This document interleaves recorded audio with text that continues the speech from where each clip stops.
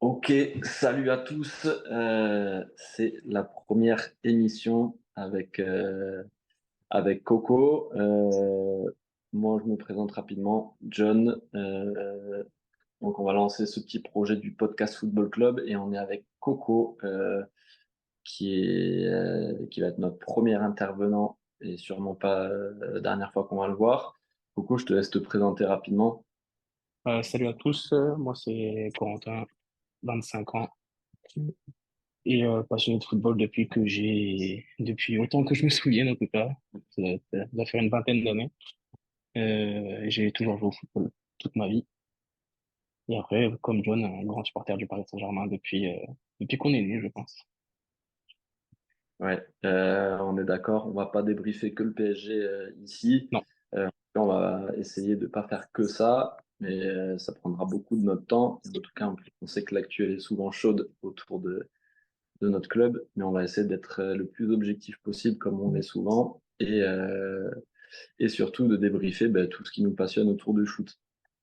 Donc là, ce soir, on est là pour la première émission pour une finale déjà d'Europa League, l'Atalanta de Gasperini contre le Bayer Leverkusen de Xabi Alonso, qui a fait une très grosse saison, qui était invaincu jusqu'à ce soir, et qui perd peut-être le match le plus important de l'année. En tout cas, je pense qu'ils auraient aimé gagner, ou enfin perdre d'autres matchs cette année et gagner celui-là. Mais grosse claque ce soir, 3-0 sec. Qu'est-ce que tu en as pensé, toi? Qu'est-ce que tu as vu? Est-ce que pour toi, c'était un résultat attendu ou ça te surprend? un résultat attendu, non, parce que personne ne peut s'attendre à ce que Bayer Leverkusen prenne 3-0 en finale d'Europa League. Au vu de la saison qu'ils font, ils sont à 50-51 matchs sans défaite. Il y a personne Ok. qui s'attend à ce qu'ils perdent là. Après, sur la physionomie du match, il n'y a pas de débat. Il n'y a vraiment pas de débat. L'Atalanta a été fidèle à elle-même sur les tours précédents qu'on a eu. Donc, résultat logique sur le terrain, assez surprenant si on prend les feuilles de match, si on prend les feuilles de match avant. Ouais, c'est sûr que là, ce qu'on a vu ce soir, on s'attendait à encore à une démonstration ou à une petite spéciale de ce qu'on a pu voir du Bayern. C'est ça. Mais, euh, mais là, le troisième but, il nous a carrément claqué cette idée-là. Et du coup, grosse surprise, surtout de pas avoir de réaction du club allemand et, euh, et de voir une aussi grosse domination, en tout cas physique, de l'Atalanta. Parce qu'au niveau de possession du ballon, je pense qu'on est d'accord, il y a le Bayern qui a la balle, mais qui est assez inoffensif. Donc, moi, si je devais te poser une question sur le match, si tu l'analyses en plusieurs fois, qu'est-ce que tu as pu voir, toi, qui t'a marqué sur le déroulé du match? Déjà, j'ai vu un Bayer Leverkusen que j'ai pas vu depuis le début de la saison. C'est-à-dire que sur le match le plus l'important de cette saison, ils deviennent inoffensifs d'un coup. Je pense qu'il faudrait regarder, mais je pense que c'est le premier match de la saison où ils marquent pas un but. Et en fait, je pense que c'est pas vraiment de leur faute à eux, mais je pense que c'est plutôt que l'Atalanta les a annihilés complètement. C'est-à-dire que chaque ballon, c'était un pressing tout-terrain individuel. Si, quand t'es pas habitué à ça, on l'a vu sur le tour précédent, tu déjoues et tu prends une claque, tu prends une claque très très vite. Mais ce qui m'a beaucoup surpris, c'est le fait que le Bayer Leverkusen soit inoffensif. Mais inoffensif. Avec des joueurs avec autant de qualité devant, ils peuvent pas se permettre d'être autant inoffensifs sur 95 minutes. Moi, je suis d'accord avec toi. Moi, ce qui m'a surtout marqué, c'est dans un premier temps, c'est l'impact physique des joueurs de l'Atalanta et le pressing à 80-90 mètres de leur but toute la première mi-temps quasiment. Après, ça a un peu baissé, mais tu avais vraiment du 1 contre 1 à 90 mètres de ton but, quoi. Les attaquants, les ailiers, les deux latéraux, les pistons, là, qui étaient vraiment un contre un à 70 mètres de leur but pour faire déjouer le Bayern. Et tu as des gars qui ont complètement perdu pied au milieu de terrain en face. Et du coup, qui n'ont Ouais. pas su maximiser leur possession de ballon, en fait, et créer du contenu. Ils ont été complètement étouffés par le pressing en première mi-temps. Et derrière, en plus, tu as une occasion, tu es complètement apathique, et tu as Lookman qui te passe devant sur le premier. Le deuxième, tu perds le ballon sur une relance qui est moyenne, il te tue. Et derrière, après, ça baisse un peu le pied, mais ils se font complètement éteindre sur ce pressing. Ouais. Et les fautes techniques, pour moi, elles sont liées à justement cet impact et cette décharge d'énergie que tu as de Koopmeiners, etc., au milieu de terrain et en deuxième rideau après tous les offensifs. Mais vraiment, ils se sont sautés à la gorge, quoi. En première mi-temps, Et c'est difficile. le vrai problème sur les deux buts de Boukman, le premier but, Palacios est complètement à la rue. C'est-à-dire que sur un centre en retrait, il attend le ballon. Alors même si on lui parle pas, à aucun moment dans tes 11 mètres, tu peux te permettre d'attendre le ballon, tu sais pas ce qui peut arriver. Et du moment où il voit Lookman, c'est trop tard. C'est trop tard. Et pas sur le deuxième but, c'est là qu'on voit un peu la faiblesse du Bayer Leverkusen. C'est que Adli, très très bon balle au pied, mais a beaucoup de difficultés à garder les ballons. Et là, en fait, sur la relance, au lieu de garder pour faire monter le bloc, il essaie de faire une remise un peu approximative de la tête.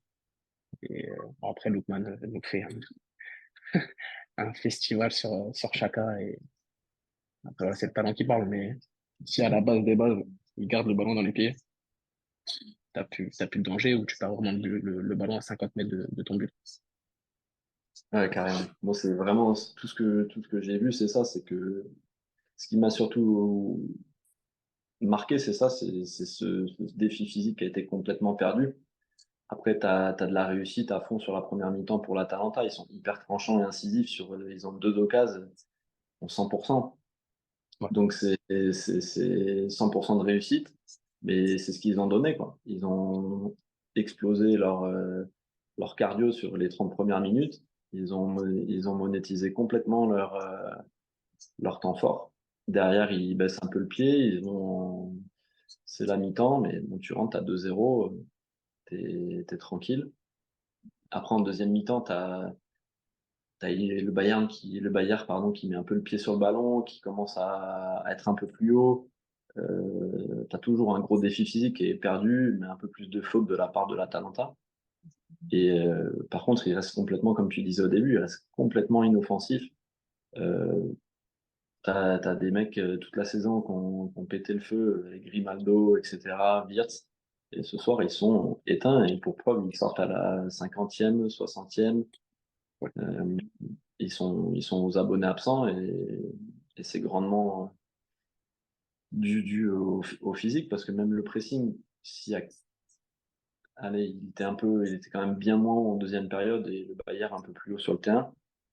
L'Atalanta, pendant 30 minutes en deuxième mi-temps, ils peuvent rien créer, ils n'ont pas de jus, ils récupèrent majoritairement le ballon plus bas, Mm. même s'il reste quelques fois où ils ont des petites occasions et ils récupèrent quand même à 30 mètres, mais ça baisse un peu le pied, mais le Bayern, il reste complètement inoffensif. Toi, t'en as vu quoi de la deuxième mi-temps de ce truc-là? Mais deuxième mi-temps, je vois un Wirtz, mais déjà depuis le début de match qui est aux abonnés absents. Il nous fait une séquence de 10 minutes entre la 70e et la 81e quand il sort. Donc tout le reste du match, lui qui est censé être dépositaire du jeu, on voit pas. Euh, Palacios sur le milieu de terrain, il y a la rue. Donc quand tu as deux joueurs comme ça qui sont censés être des gros manieurs de ballon et qui sont censés organiser ton jeu, tu peux pas, tu peux pas rivaliser avec des joueurs qui mettent autant d'intensité, avec un Ederson à l'Atalanta qui fait un match défensif à montrer à montrer à tous les milieux défensifs en Europe.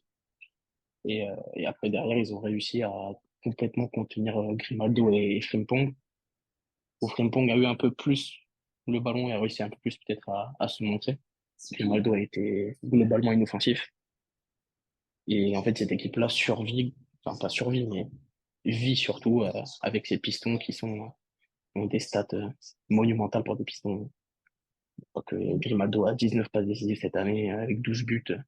C'est des, c'est des statistiques de numéro 10. Mais, et c'est pareil devant Xabi Alonso essaie de faire rentrer Victor Boniface. Il malheureusement fait une très mauvaise entrée. Je pense qu'il fait rentrer Schlick un peu trop tard. Le Schlick, je pense aurait aidé dans l'impact pour embêter les deux centres. Mais je pense qu'il le fait rentrer légèrement trop tard. Et malheureusement, quand tu es autant inoffensif sur une équipe comme ça qui a déjà 2 buts d'avance, qui mine de rien est une équipe italienne, et on sait la capacité à défendre des équipes italiennes. Et ils ont le coup parfait. Tu marques 2 buts, t'attends, et sur un compte fulgurant, tu mets le troisième. Et quel but! Il fait un Ouais, travail c'est encore énorme.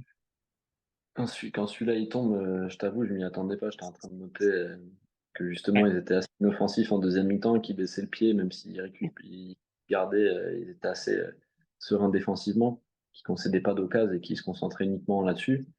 Mais au final, ce contre Scamacca, comment il temporise et il libère derrière. L'autre, il fait un exploit, il est sur un nuage ce soir. Lookman. Et puis, tu as peut-être un moment aussi, Pasalic, sur un contre pas longtemps après, il doit complètement lui donner. Il a croise pour Scamacca. Il est tout seul, il peut faire un quatrième. Donc, franchement, 3-0, je m'attendais peut-être à un but du Bayern, tu vois, en fin de match, avec justement l'entrée, comme tu dis, de Chic et Boniface. Mais même ça, ils étaient pas dedans, quoi. Ce soir, c'était le vieux Bayern et l'Atalanta, ils ont écrémé complètement, quoi. ouais, il y avait rien pour eux ce soir. Il y avait vraiment rien pour eux ce soir. Je pense qu'ils peuvent être déçus. Parce que s'ils me sortent de ce match-là en disant qu'ils ont donné tout ce qu'ils pouvaient, je pense pas que ça soit réel. J'ai vu une équipe qui jouait une finale, et j'ai vu une autre équipe qui essayait de jouer une finale.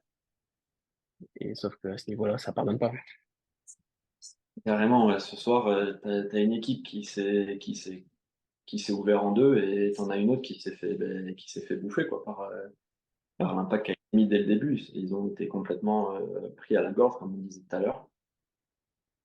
Je trouve que c'est un peu la consécration. Tu me dis ce que tu en penses, mais Gasperini, ça fait 8 ans qu'il est à l'Atalanta. Il a pas gagné grand-chose. Ça a toujours eu une équipe qui a joué. Je crois que l'Atalanta, ils ont gagné une seule Coupe d'Italie dans toute leur histoire. Ça aurait gagné une Coupe d'Europe. Le gars, ça fait 8 ans qu'il est là, qu'il met un jeu en place, qu'il a des joueurs qui tournent et son équipe, elle a toujours été joueuse. Ce soir, c'est un peu la consécration de son foot. Son 3-4-3, là, ce soir, il marche à merveille sur cette équipe. Bah, la grosse consécration, la première a été la demi-finale de Ligue des Champions, perdue contre le PSG à l'époque, où si on refait le match 10 fois, je pense qu'il passe 10 fois. Non, ce jour-là, on a eu la bonne étoile, mais je pense que le meilleur du football qu'on a vu, c'était vraiment à cette époque-là où il y avait un attaquant qui marque 38 ou 39 buts sur la saison. Mais là, en plus, il sort d'une finale perdue l'année dernière. Donc, c'est mérité dans l'ensemble de ce qu'il propose. Et pour rebondir tout à l'heure au, au fait qu'il soit devenu inoffensif, Gasperini fait le changement qu'il faut, c'est-à-dire qu'il sort de Cateller. Parce que je pense que s'il le laisse sur le terrain, c'est encore différent offensivement. Mais il sort de Cateller pour bétonner, pour bétonner, et à la fin, il a raison. Il prend pas de but. C'est ce qu'il faut. Mais Gasperini, chapeau, on va dire. Ouais, clairement. Si tu avais des tops et des flops sur cette finale, je pense que tu t'attendais peut-être pas à mettre les mêmes avant le match et après le match. Non. T'as vu qui, toi, dans les tops? Dans les tops, je pense que tous les tops d'Europe vont mettre Monsieur Lookman, qui met un triplé ce soir. Et quel triplé? 2 buts exceptionnels et un but rempli de bon sens. En deuxième top, je vais mettre Ederson. Ederson qui a été omniprésent au milieu de terrain. Et troisième top, enfin, Gasperini, qui fait le plan parfait. Il a totalement réduit à néant le travail que Xabi Alonso a fait pendant 51 matchs. Et après, dans les flops, je vais mettre Florian Wirtz, qui pour moi, avec la stature qu'il a au Bayer Leverkusen, aurait dû amener beaucoup, beaucoup plus.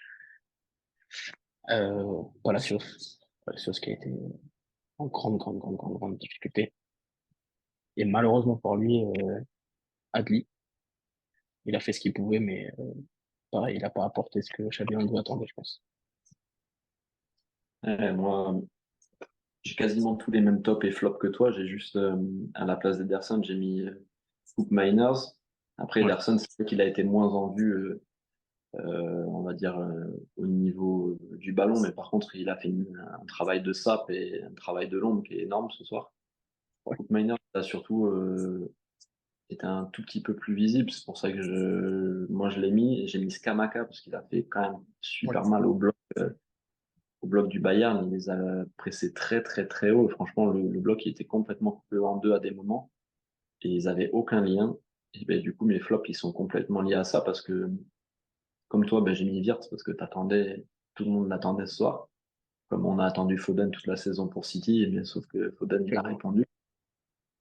Palacios, Mhm. il est sur la photo du premier but et derrière, bah, il est, il est invisible.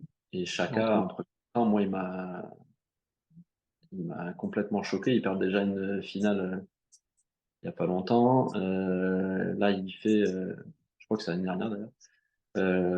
Là, le nombre de ballons ratés en première mi-temps, les passes ratées, imprécises, etc., c'est monstrueux. Et pour moi, le Chaka Palacios, ils se sont fait marcher dessus par justement Koop Miners et Miners. Ederson. Ils se sont fait Ouais. vraiment éteindre. Et j'attendais justement tout l'inverse. Moi, je m'attendais, tous mes flops, je m'attendais à ce que ça soit des top joueurs limite ce soir. Et au final, ben, la surprise, c'est ça qu'on aime aussi dans le foot. C'est pour ça qu'on est là aussi pour en parler. Mais et ce soir, c'est la grosse, grosse surprise. Et franchement, chapeau Gasperini, chapeau gros, gros travail. Ils ont tenu bon, alors qu'à mon avis, ils ont sacrément cavalé par rapport aux joueurs du Bayern. Mais Ouais, il faudra regarder, mais je pense qu'il y a un bon différentiel. Il faudra regarder, mais je pense qu'il y a un bon différentiel en termes de kilomètres parcourus ce soir. Ça, c'est sûr. est-ce que tu as un truc à ajouter toi par rapport à ce match? Est-ce que tu as vu des trucs qui t'ont marqué? Est-ce que tu as... Bon, ouais, toi qui m'ont marqué, bon, déjà, en fait, l'Atalanta m'a pas forcément surpris sur ce qu'ils ont proposé, parce que j'ai regardé le match retour qu'ils ont fait contre l'OM, où, bon, certes, l'opposition n'était pas la même, mais où en fait, j'ai vu une équipe déjà en demi-finale faire du homme à homme pendant 90 minutes et être hyper réaliste devant l'autre. Mais en fait, ce qu'ils ont proposé ce soir, c'est ce qu'ils proposent depuis le début des phases finales en Ligue Europa. Mais comme on en parle moins parce que c'est un peu moins sexy que le Bayern, mais, moi, j'ai pas été surpris sur ça. Mais en fait, j'ai surtout été déçu de la copie proposée du Bayern. Donc, après, la copie proposée a surtout été en conséquence de la tactique de Gasperini. Mais, sur la fin, je suis un peu déçu de Xabi Alonso parce que je trouve il a pas réussi à trouver de solution à ce que Gasperini lui a proposé. Donc, même lui, ce soir, je pense, a pris la première claque de sa jeune carrière d'entraîneur, mais je pense qu'il a pris la première claque ce soir. Je pense que ça va lui servir pour les années suivantes. Je suis complètement d'accord avec toi. Pour moi, il a trouvé zéro solution. On dirait que lui aussi, il était asphyxié par le joueur de l'Atalanta. Et du coup, pour découler là-dessus, lui, en plus, il a déjà un titre à rejouer en plus ce week-end d'Allemagne. Il va falloir qu'il rebondisse vite parce que sinon, est-ce que c'est pas déjà la fin de la hype Xabi Alonso? S'il n'aurait pas déjà dû partir? Euh, on va un peu loin, mais s'il perd le titre samedi, est-ce que c'est pas, ça fait pas mal sa fin de saison là? Ça va faire mal, ça va faire mal parce que tout le monde pensait qu'ils étaient invaincus. imbattable. Parce que quand tu vas chercher autant de matchs à la 94, 95, 96e, je te dis, ces mecs-là, ils sont imbattables. Imbattables. Et au final, ils sont battables, et c'est, je pense, ça. Mais je pense qu'il va falloir qu'il remobilise son groupe pour ce week-end.